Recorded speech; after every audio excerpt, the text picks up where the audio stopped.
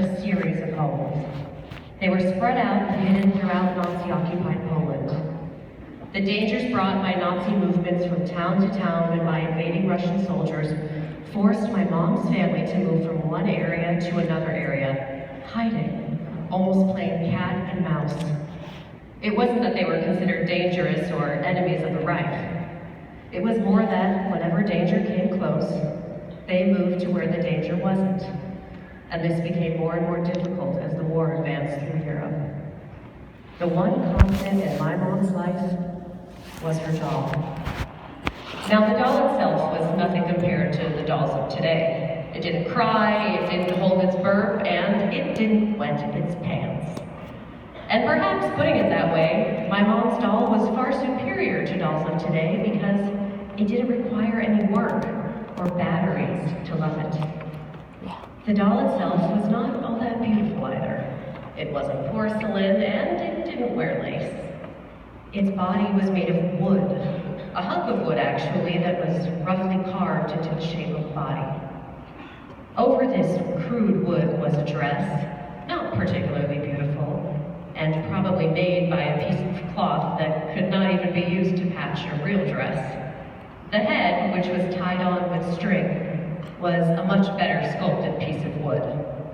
There was no hair, only the shape of hair because it too was part of the sculpted form. And finally, there was some paint on the head to make the doll's sculpted hair look brown, and her eyes look blue, and her lips look red, and her skin look, well, how skin looks. But regardless of what you were imagining, that doll was loved in the way that only small girls are able to love a doll. And it was my mom's love for that doll that made it beautiful. Finding a new place to live with the end of World War II was difficult. This was a time when almost all of Europe was being rebuilt after the terrible destruction that had made so much of the area little more than rubble. Most buildings have at least 4 walls. In Germany, after the war and destruction, the buildings that were left had maybe 1 wall or 2, as if the homes themselves now stood like giant dollhouses. But even then, these houses were still not fit to live in, and not just because the rain or snow or cold. Many would collapse just by walking through them. So most people, including my mom's family, were housed in refugee camps before being moved out into the country and into other people's homes. As a result, many families were divided and spread throughout the country. My mom's family would never be in the same place together again, and some were even trapped in Russian-occupied East Germany. My mom, her doll, her mother, and 2 of her brothers ended up living in a small country house with another family. This house was in Wendlinghausen, Germany, and that family had a daughter. Her name was Gertrude, but there was very little good about her. Maybe that's being unfair. My mom, who was there and told me the story, is probably reading these words and thinking that I'm being unfair. After all, Gertrude was just a little girl when my mom was moving away. What made Gertrude not so good was the fact that she wanted my mom's doll. The one by which all other dolls might be measured and judged inferior. Gertrude was 4 years old, and my mom was now 10. It's important to point out that Gertrude had many dolls of her own. She just didn't have the one that belonged to my mom. The housing was temporary and the quarters were cramped. My mom and her family were all cramped in 2 small rooms, and they waited for word to come that Germany was livable again, or something else. Großmutter, or grandmother, my mom's mom, sent word that there was room for them in Milwaukee, Wisconsin, and that they should come and live with her. And when my mom's family prepared to leave for America, Gertrude pitched a fit. Because my mom was leaving. Not because my mom was leaving, because the doll was. This was the tantrum of all tantrums, the kind of foot-stomping, breath-holding, red-faced tantrum that makes people honestly afraid to have children. And it didn't subside. This child was a bona fide brat, incapable of even seeing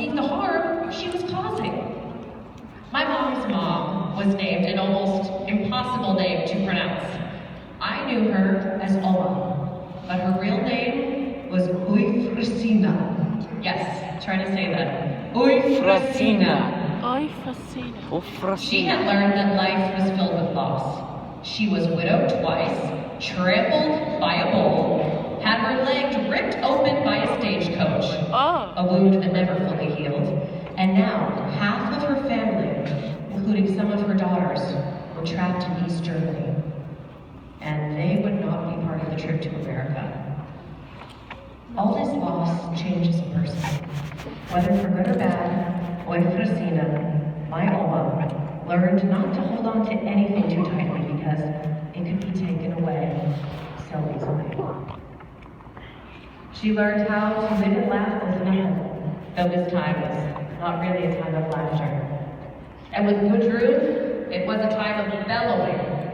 And so, just before leaving Germany for America, with no real possessions of her own, Winterfest made my mom give up one love. To be fair to Oma, it was a way to thank the family that took them all in. But that's being fair to Oma, not necessarily my mom. My mom was forced to give up her dog to Gudrun, forced to appease the abysmal behavior of a child whose appetites had grown much too large. And it broke her heart. This, of course, made the train across Europe and the ocean liner across Atlantic to America a lot more difficult and lonely for my mother. My mom got to experience seeing the Statue of Liberty coming in on a boat into New York City Harbor. I wonder sometimes when my mom saw Lady Liberty, a torch in one hand, holding it down in the other, if she wasn't thinking a little bit about what she wasn't holding and what that undeserving child in Germany was. My mom and her family settled in Milwaukee, Wisconsin to live with her grandmother. There were and still are many breweries there, and therefore it was a beloved place for many Germans. Although I'm not sure that's the reason girls were settled there. And though there were many people who came into my mom's life who would buy her dolls, much better ones actually, it was not the same. They were never the same.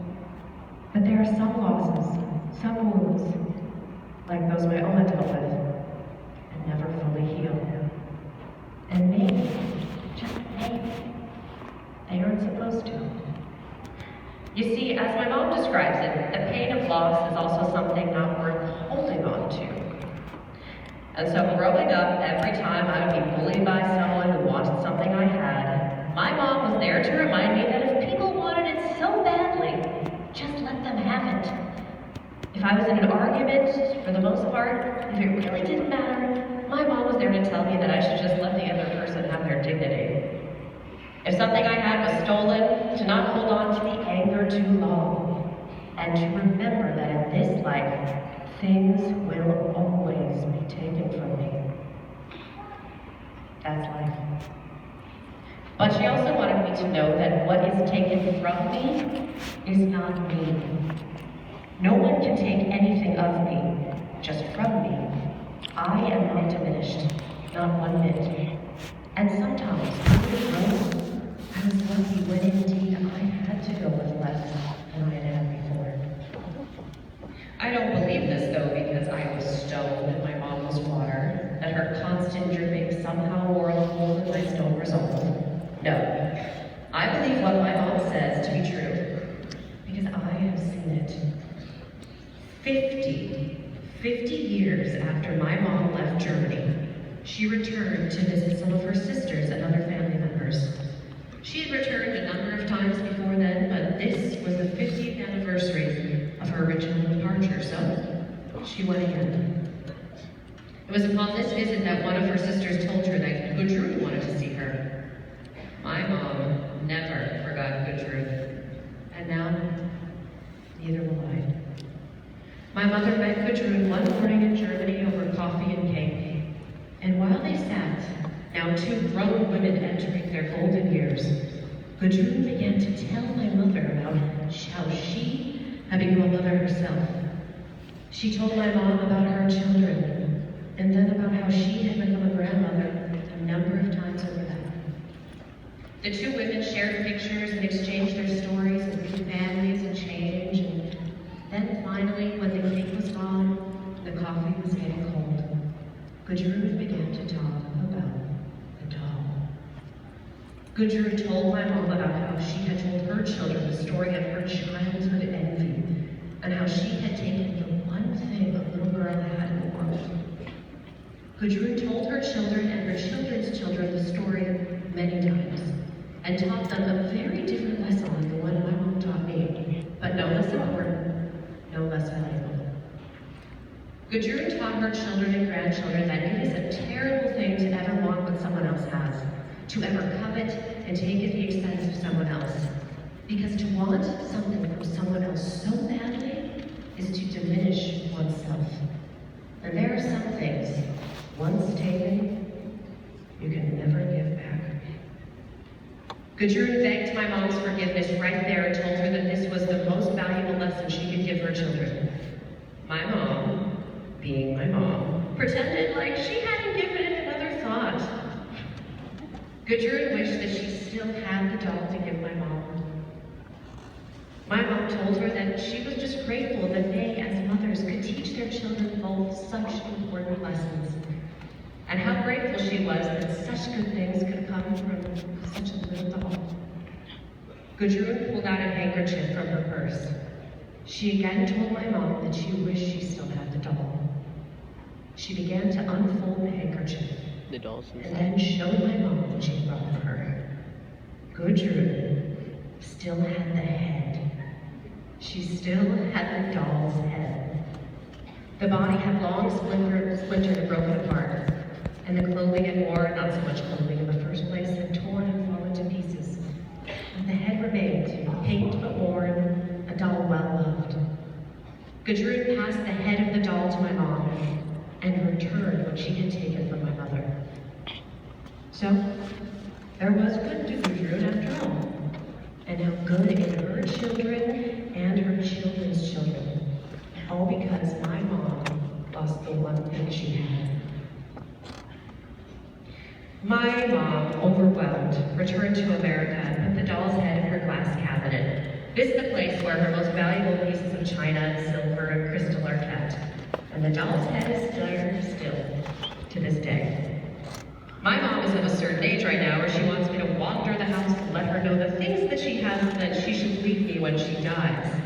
It's a terrible question, and one that I really don't answer because I don't want to think like that, and I don't want to even prepare for that kind of loss. That said, I have claimed the doll's head. My mom laughs and calls me a strange boy, not seeing that the doll's head is the story of all of us, and in some ways, the secret of how to live life. I wonder sometimes if my mom would still have the doll today if it had not been taken from her before her voyage to America, what that would be like. Would it have just been another doll that sat in a corner and was forgotten or thrown out? I wonder if the doll was more cherished out of Gudrun's guilt than of my mom's love for it. Did Gudrun, like the ancient mariner, carry it and protect it out of shame? And I wonder if having the doll taken away in the first place did somehow make my mom love it more, and people more. You see, to my knowledge, my mom has never lost a friendship. She's been married to my dad for over 50 years and is beloved for her character and kindness by all who call her friend. She knows how to keep things, having learned from having lost them. Maybe losing teaches us how to love and what to love. Maybe losing teaches us the worth of what we have and what we've had. I like to think so. I like to live as if it were so. If only in anticipation of being ready to receive back the things I've lost in a way that defies expectation.